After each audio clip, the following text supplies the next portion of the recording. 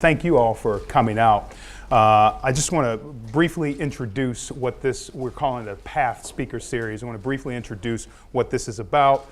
I want to review, actually briefly, a talk I gave at UC Blue Ash about 3 years ago. And I want to ask you all some questions about sort of what's going on in your lives here in campus life. And then I have a couple of kind of thoughts and a couple of takeaways I'd like to leave each of you with today. So we're launching this series called the PATH Speaker Series, and this is the kickoff session. And there are two other speakers for right now who'll come next month and then the month after that, around the same time. And the purpose of it is really to help students. We want to target minority students, but it's really to help any student who is just trying to figure out their path of making it through, right, UC Blue Ash, getting your associate's degree here, and then ultimately matriculating to get your bachelor's degree or whatever else you want to ultimately accomplish. And so the idea that Robin and I discussed along with other members on the staff was we wanted to bring some UC alums in front of you, like myself, like the two other speakers. One is a gentleman by the name of Michael Wright. You probably see a lot of his TV commercials. He owns the Cochran firm here in Ohio. Michael was my classmate. And then Nate Lampley, who is another attorney. And sorry to stack it with attorneys. We're trying to add one non-attorney to the mix. But the common theme that we all have in common is that we all had very challenging circumstances, right, to make it through here. So I worked a full-time job while I was a student here. My friend and classmate, Michael Wright, worked a full-time job. He actually, I tell people he worked a real job. He actually worked at a General Motors plant. I'm talking like hard hat, 11 to 7, you know, like working hours like, at that point, my parents, like my dad worked at a steel mill. He had that type of job. And then Nate Lampley, who is, you know, one of my best friends and one of the most successful attorneys in the Cincinnati area, who'll come and speak to you next month. All we're here to do is really to kind of share with you all, to give you some practical tips and guidance, things that you all can take away to help you get through here and to get your degree and get the most out of this opportunity that you have. That's our objective. So I flew out here just for that reason, to help you all in that regard. So back in April of 2015, so almost 3 years ago, I gave a talk here at UC Blue Ash. And it was really just telling a little bit about my story and kind of how I made it through. I graduated at the bottom of my high school class. I was, I think, 150 or 180, however many students, 180 out of 183 students. So I was like at the very bottom of my class. And I came here working, you know, again, a full-time job. I sold garage doors, and I did that all the 5 years that it took me to get through UC Blue Ash and get through Uptown campus, just doing that. And back in 2015, I talked about, and this is sort of common themes that, you know, sort of helped me to get through that period, because I wanted to quit a lot during that time period. Often I was just talking to Robin about, she said, did you ever want to quit? I said, yeah, pretty much like every month I wanted to just quit. I was just fed up and tired and wanted to like just throw in the towel. And I'm so glad that I didn't, and that's why I'm here today to kind of talk to you, to help give you guys just, again, some practical, this is not a feel good, I just want to give you some real practical things to do to keep you going through and to keep pushing through, okay, your day to day. But things that were really important to me being able to do that was, one, you have to have a vision. And so I had a vision for what I wanted for myself. I wanted to be a lawyer. I wanted to be an entrepreneur. I wanted to be successful. I wanted to travel and see the world and do all of those things that's all they were 25 years ago when I was a student here, was just a vision.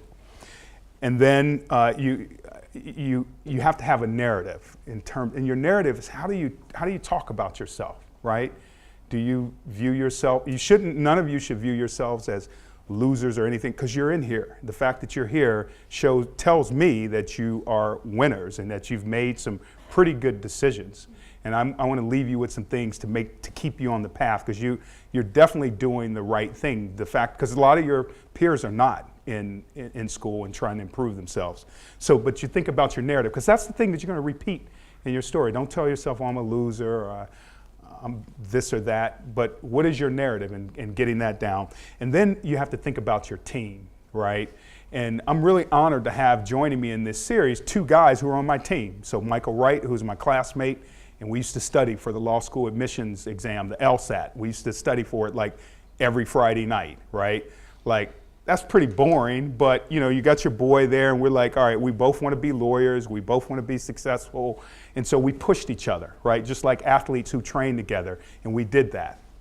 But your team is important, who you surround yourself with, and I'm going to hone in on that a little bit more at the end. And then the final piece is execution, right? And execution is just Nike says, just do it, right? Ultimately, you got to execute, right? This world is really only about execution, because it's great to have a vision and a dream. It's great to have a story about yourself and who you think you are and who you want to be. That's all good. And it's good to have a team around you, but at the end of the day, you have to execute. And so I want to get into some practical things there. I want everybody in here, I want you to do this, okay? First of all, I want you to pay attention to your daily routine, all right? And if I didn't know any of your names or gender or where you're from or anything, but you gave me a list of what you do each and every day, I could probably tell you where you're going to end up, and probably tell you what your future is going to look like by looking at your daily routine, okay? I really don't need to know, and I don't need to know your name. I don't need to know what you want to do or what you love doing or if I can look at what you do each and every day, I can tell you where you're going to end up. The other thing that I would look at if I was trying to figure out like where you're going to end up, and how I'd look at your daily routine, and then I'd look at, back in 2015, I said you're going to be the average of the 3 people you spend the most time with. I've heard other people theorize it's actually more like 5 people, but let's say 5. So if you take a look at the 5 people you spend the most time with, you're going to be an average of those 5 people. And so I just want you to think about that, right? That goes a little bit into when I talked about your team, having your team, your vision, your narrative, and then execution. Think about that. The 5 people you spend the most time with, you're going to be an average of those 5 people. If you think about those 5 people and you don't like what you think the average is going to be there, you might want to think about who you're spending the most time with. Now, what I didn't say is who you love, in terms of like your family. You should love your family. Like I have a bunch of first cousins that I love, and I would hope. I don't spend a lot of time with them though. And it's not a judgment on them. It's not like good, bad, or indifferent. It's just we are trying to do different things, right? The things I'm trying to do in my life, I have to spend the bulk of my time with people who do different things than what a lot of my first cousins do, or family, or even my big brother, who I love and who's a smart guy.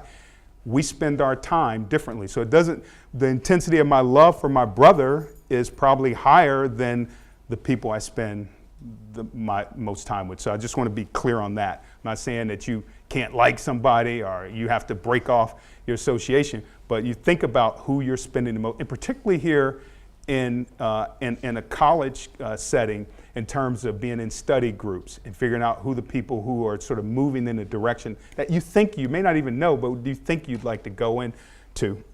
And then your daily routine, I can just, again, we talk, execution, right, is a key. So it's great to have all these plans and ideas, but at the end of the day, you have to execute, and you have to do it daily, right?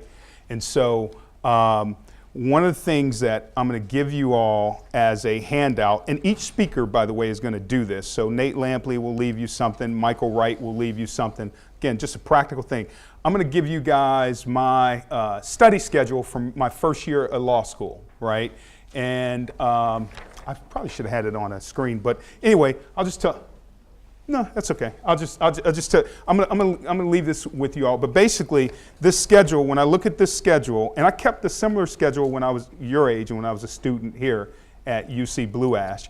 And basically, it just mapped out what I did every single hour of the day, including when I partied or hung out with my friends or did nothing. Right? I actually had it like mapped out. And you may say, oh, that sounds crazy, or it sounds like, but what it enabled me to do was it enabled me to focus, right? And Dr. Martin Luther King said, when you thinking about focus, a river unfocused causes a flood and a lot of damage. A river focused creates energy, right? And so what my schedule and what paying attention to my daily routine allows me to do is it allows me to focus in on doing the most important things for that day to help move me towards the path that I'm on. I want to tell you why sort of having a schedule like this and having a focus like this was important to me. So I felt like I was at a disadvantage, even being a student here. Like I felt like I barely made it out of high school, right? So like there are kids at UC Blue Ash who probably did better than me, or maybe was smarter or had a better background or whatever. So just barely making it out of high school, I figured I needed like some edge to like keep up, right? And so even here at UC Blue Ash, I kept the schedule very similar. I keep obviously everything today is, I got it on my PDA, my iPhone and all of that, but I still keep an old school calendar book that I open up and I map out every hour of the day. Even today. And I've been doing that since I was your age. So since 1987, I map out every hour of the day. And what it's led me to is, and again, making decisions and executing each and every day, it's led me to kind of the life that I dreamed of as like a poor kid growing up in Hamilton, wanting to be successful and having a big home and fancy cars and all the stuff that I have and all the things that I enjoy now. Was because I kept, focused, and I executed every day. I was mindful of who was in my network and what my buddies, back in the day, I used to have buddies. We'd ride in a hoopty. Now I have buddies who ride on private jets, and it's just, and so it's just right. For instance, and some are the same people, but we just kept on the same path together, and so. Don't discount anybody that you're in the room with, because you don't know where they're going to end up, and find those relationships that are important. But here's what I want to say to you about finishing here at UC Blue Ash and why it's really important. And no matter what the sort of the challenges are, not necessarily knowing what your future are, not really having the support, having questions about all the stuff that's going on around you, because here's the sort of the truth about it. Like, you're going to have that whether you graduate UC Blue Ash or not, right? You're going to have, problems in your family, problems in your community, challenges, people trying to pull you, whether you graduate here or not, right? It's called life. But here's the difference. The way I think about this, and I tell this to my teenage daughter, who's probably just a little younger than most of you, she's 17. I tell her, I said, look, when you make these decisions about, finishing school or doing well in school, it's a ticket, okay? I tell your UC Blue Ash associate's degree is going to be a ticket, right? And you have a chance to get a series of tickets. And if you think about going, if you go to, y'all probably too young to go, you shouldn't be going to clubs, but if you go to a club and you know how they have VIP, when your friends who use fake IDs to go to clubs, right? And they have VIP sections of clubs, right? Like some, you got general admission, you can go in, everybody go in, then you got the people behind the red velvet ropes and this little fancy area, or a game. You can go to a Reds game or a Bengals game. You can sit in the nosebleeds, depending on the ticket you have, or you can sit in the luxury box where the food's being served to you, or you can sit down on the 50-yard line, one row off the field, right? It's about the ticket that you have, right? And so you guys have an opportunity to, and people, you say punch your own ticket, but thinking about each sort of step that you make of getting yourself a ticket, right? And so for me, it was like, all right, so graduated, barely getting out of high school, my ticket was very, very limited, right? I probably could have gotten a job back then making minimum wage, by the way, back then was like $3.80 or $3.50 an hour, $3.50 an hour. So I probably could have got a job in my garage door company making $4 an hour. Think about that, right? That was my ticket, right? And so I use that as part of my motivation, right, to study and not to quit each day. Because I knew if I quit, like my option is I'm going to end up working in this hot warehouse, you know, making garage doors or installing garage doors or whatever. Nothing wrong with any of that. Anybody who has an honest living, no problem with it. It's just you have to be true to yourself in terms of what you want, right, and what's important to you. And so for me, I knew working in a hot environment and then a cold environment in the winter wasn't going to work for me, right? So I had to give myself a ticket. So graduating here gave me a ticket, right? It expanded. When you graduate here, you're going to get a decent job, right? You just are. You're probably going to put yourself in a position where you can make, you know, a good amount of money somewhere. That's a ticket. If you matriculate to Uptown, which we hope most of you do, and get your bachelor's degree, that's another ticket. And it's going to open up a much broader world to you, okay? And so that's kind of how I looked at it. To this day, I keep my UC Blue Ash degree in my home office. And then I have my UC undergrad degree. And then I have my University of Virginia law degree. And so when I punched the UC undergrad degree and got that ticket, that opened up a whole new world. I could have gotten a job making, you know, good, better than $4 an hour, certainly, right? That was a ticket that I had. And here's the interesting thing about that ticket. You actually don't have to turn it in, right? Like you do at the Bengals game, and you have to get another one for the next week. All you do is show it to get in, right? And then you keep it with you for the next thing you have to get. So then when I went to University of Virginia Law School, that became a ticket, right? Because it's an elite, it's a top 10 law school, it's an elite institution. So then the world opened up even more to me in terms of it starts to build on, right? Your successes, your series of choices, your daily execution start to build on. And it also gets you in an environment where you can start picking different teammates, right? And the 5 people that you spend the most time with. I had great classmates here at UC Blue Ash. I had great classmates at Uptown campus. When I got to University of Virginia, there were probably 30 people in my class who were famous, rich, the kids of governors or billionaires or somebody else I read about. And it's a ticket, right? And so your network starts to expand. And so then that leads to what your next job is. And so when I left UVA Law, I became a federal appellate clerk. So I clerked on the U.S. Court of Appeals for the 11th Circuit. And it was interesting, I didn't know it at the time, but that was another ticket. So what that ticket said is that federal appellate clerks, you go to the most elite law firms in the world. Federal appellate clerks, when there's time for a U.S. president to appoint either a district judge, a appellate judge, or a Supreme Court justice, they're only looking for people with that ticket, right? So there's a certain ticket that you have, and they're looking for people who can punch that ticket. And so each series of your achievement opens up those doors, and guess what? They stay open to you, right? And so trying to keep those things in mind when you want to quit, because you're going to want to quit. We all do. And thinking about who you have around you. I was talking to Robin earlier, and I was saying the most stark moment when I wanted to quit was in law school, my first year at UVA Law. I was ready to quit, and I had to, and the reason was it wasn't clicking for me. I'd done really well here at UC, and I felt like I understood everything in my business classes and all that, and I got all A's. But then I got to law school, and like the first 10 weeks, it's 14-week semester, one exam. You just get one exam at the end to whether you pass or not.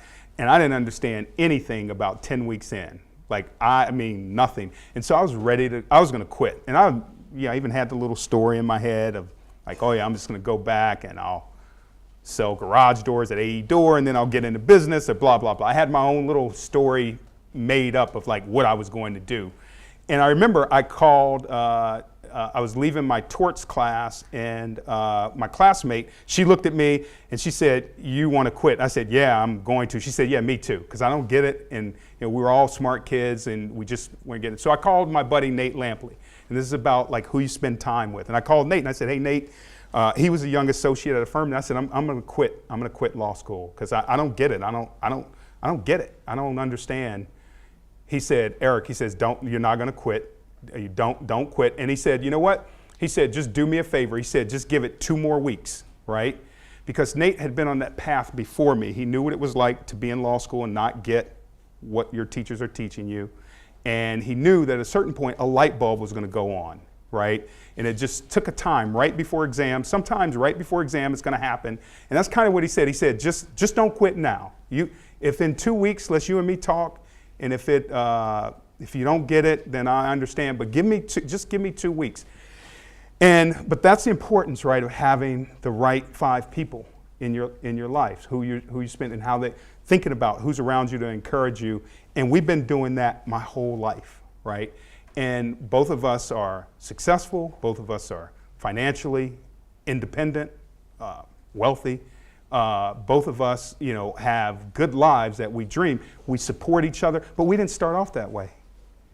We were as poor as I imagine anybody in this room, I can assure you, growing up in the circumstances we did. But having that support group around and having somebody to go to give me that encouragement as one of the 5 persons that I've kept in my life, my whole life, I stayed in, and literally, like he said, I didn't think it was going to happen. A light bulb came on, and I was like, oh, I kind of get it. And I stayed, and I took my exams, and I did well.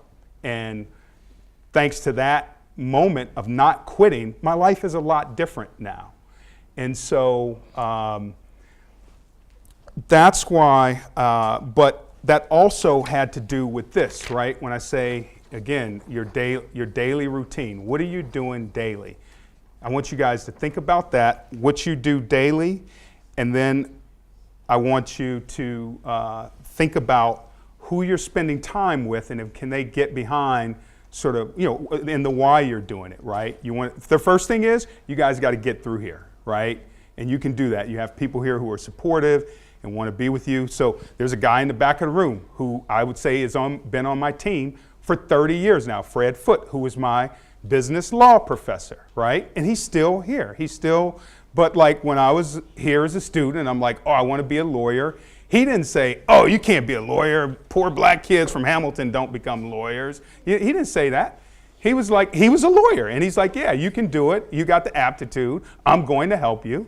And look at that. He said, this is 1987, and he's still in the room today listening to, right? Because you picked the right team. And I'm glad that I was on his team, I guess. I'm glad I'm on his team, But having those relationships, and so that's a testament to it right there. And he's been supportive of me, and I probably got most of my awards because of him and lobbying folks here. Yeah. So but that's where, and I'm going to leave some time for Q&A, but why don't I just pause there, because I've said a lot. I wanted to, again, keep it focused, daily routine, and who are you spending time with? And this is going to be very important. And I understand there's a lot of peer pressure. You got a lot of things pulling at you, especially external things, right, that you can't, some of which are beyond your control, right, like family member getting sick or dying or a financial crisis. Those are all, and those things, and they do happen, and they do happen. But what I'm here to tell you is that with the right discipline, with the right commitment to your vision, right, you can work through those things. It won't be painless. It's going to be some pain, but you can absolutely work through those things. And so that's really kind of why I'm here, why we launched this series. I want to just tell you, like, this is not pie in the sky. I was in your seat probably worse off than most of you. I'm sure most of you were a lot better students than I was coming out of high school. I can pretty much assure you of that. But I just committed to do the work.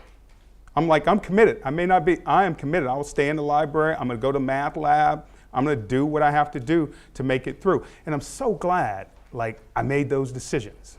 With that, thank you very much. And please come out next month to hear Nate Lampley.